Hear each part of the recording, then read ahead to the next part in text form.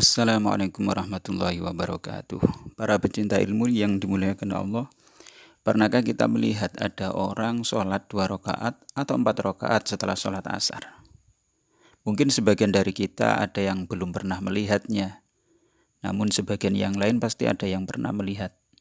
Atau malah sering, padahal sholat ba'di asar kan tidak ada. Mana ada sholat ba'di asar atau ba'di subuh. Lalu sholat apakah yang dilakukan oleh sebagian orang setelah sholat asar? Benarkah sholat ba'di asar itu tidak ada atau bagaimana? Pada kesempatan kali ini kita akan mengkaji masalah ini dari sudut pandang fikih Syafi'iyah, khususnya kitab-kitab klasik yang menjadi rujukan pesantren. Baik para pencinta ilmu, sebelumnya kita harus tahu bahwa secara umum waktu sholat ba'diyah itu dimulai setelah kita selesai melaksanakan sholat fardu sampai habisnya waktu sholat fardu. Saya ulangi, waktu sholat ba'diyah itu dimulai setelah kita selesai melaksanakan sholat fardu sampai habisnya waktu sholat fardu. Sedangkan waktu sholat qobliyah dimulai dari masuknya waktu sholat fardu sampai habisnya waktu sholat fardu.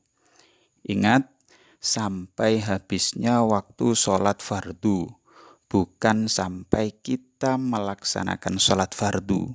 Jadi tidak dibatasi sampai kita melaksanakan sholat fardu.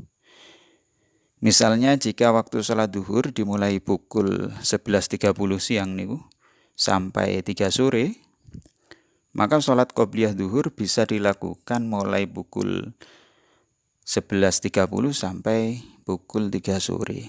Baik dilaksanakan sebelum sholat duhur ataupun setelah sholat duhur. Yang penting waktunya sholat duhur belum habis. Dan masih termasuk adaan ini, bukan qodaan. Syekh Zainuddin Al-Malibari dalam kitabnya Fathul Mu'in, beliau berkata, yajuzu ta'khiru rawajibi al-qobliyati anil fardi wa takunu adaan. Boleh mengakhirkan sholat sunat rawatib qobliyah dari sholat fardu dan masih menjadi ada.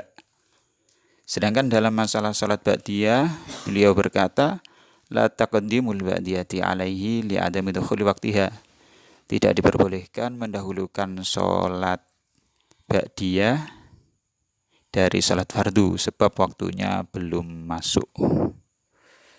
Itu salah satu referensi yang bisa disampaikan.